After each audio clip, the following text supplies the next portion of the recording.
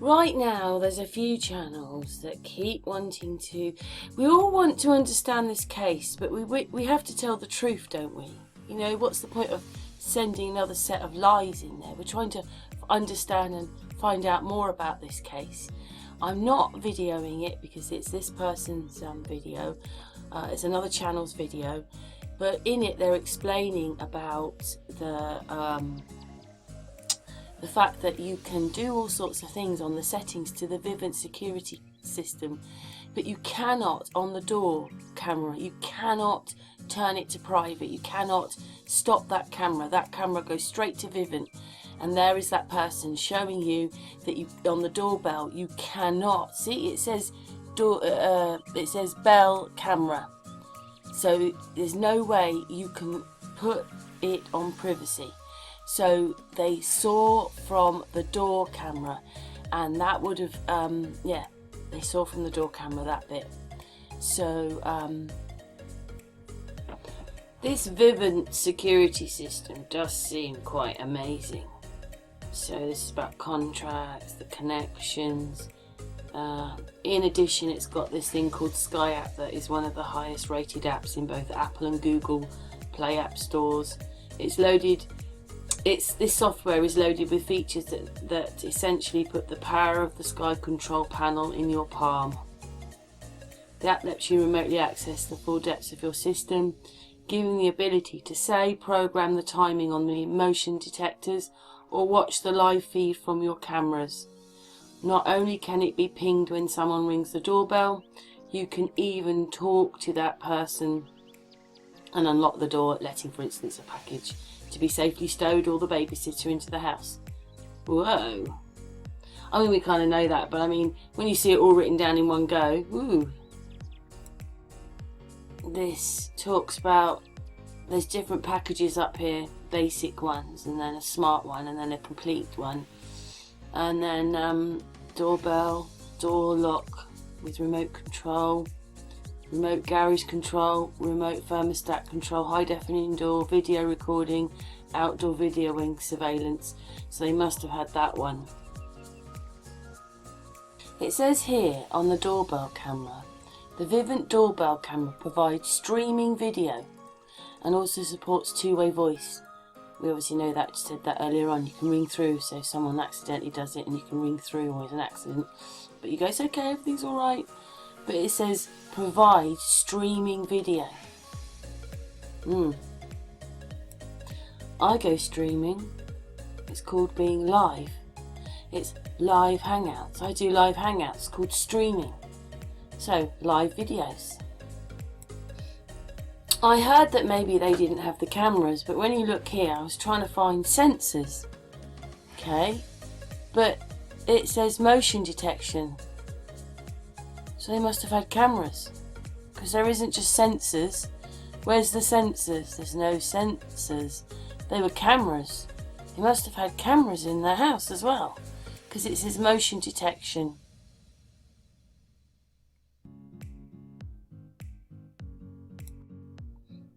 This is the controls. Here are the sensors. It says here that, I mean, you can stop this and read it yourself, but the thermostat, Vivint allows you to create customized user accounts. You can create permissions and build in limits so that each user has different access and control of systems. For example, kids can use the account, but then, you know, for thermostats and things like that.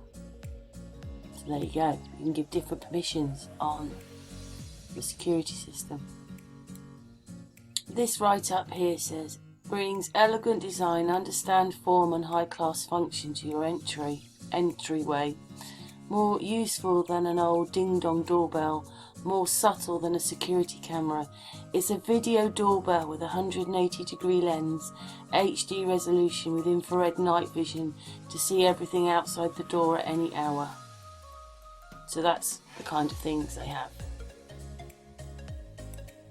Right, so Vivint offer 6 types of sensors, 3 detectors and 2 types of specialty products.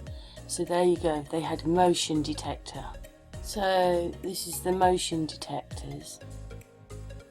They are, where are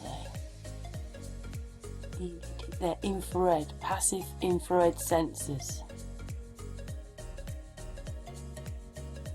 This write-up here has a conclusion, and what it says is, although basically it's quite a good system, it says, and it provides a reliable service. The drawback is ease of use. Installing and programming them yourself is complicated, and most owners will be dependent on the Vivint technical support for any upgrades or changes to their system. I did say in my last video that I put out, just with the information and time he left and stuff like that, that he turned the Wi-Fi off. And the thing is that Vivint relied on being completely wireless, so you can read that bit there yourself. Bit annoying this, I couldn't find it back on my computer. As your Sky control panel will still chime when the Vivint doorbell camera is run, even if your home Wi-Fi is down. And that's the bit I just wanted to state. It comes under supportvivint.com article. I'm not sure I would like to be so securityed out that everything I did in the house was being recorded and sent to my phone. But I mean, hey, that's what you want, that's what you want. But it does seem very strange, doesn't it, that they had all this put in place to stop burglaring, to stop all this. And the very thing they had to stop all this is sort of covered over because we don't know everything, do we? I know that it's a personal case in a way, but they put it in the public eye. They've shown all these documents and they wanted us to see something.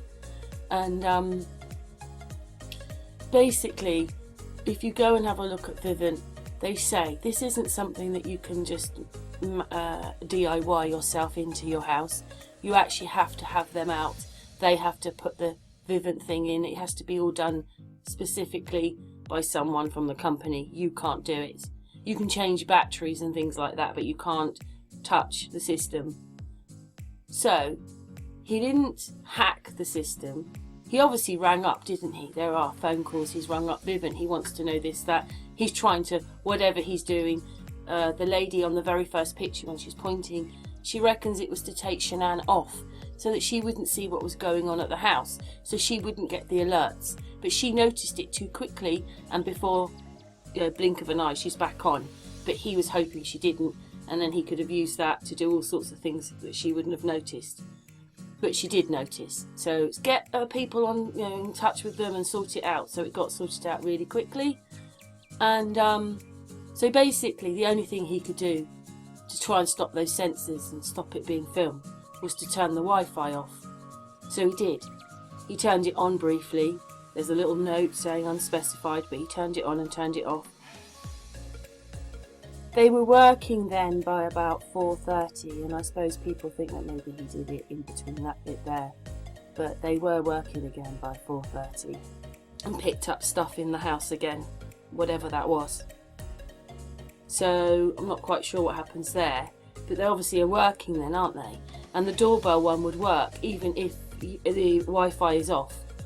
So yeah, he tried to turn the Wi-Fi off to stop the sensors working. I just think that they were cameras as well. Well, I think that's what they are. That's what it looks like to me. Anyway, he did get caught though, didn't he? And things were filmed. But it just seems really strange that a system that's so good didn't, or they're not going to show us. But they've showed us so much. They show us horrible things sometimes. Maybe it's just for the dignity of this family, which I appreciate. Poor Shanann, her children and the family. Anyway, I just thought that I would add that to the mix. Thanks for listening. And I'm just so sorry for her dad and all the people he affected. I mean, looking at it, it doesn't really look like he overly planned it. He didn't. He did things in... He was possessed! Got possessed, I think. Maybe he had ideas, maybe he had thoughts, maybe whatever, but I just think it was all hastily done. Anyway, thanks for watching. What's your comments? What's your thoughts?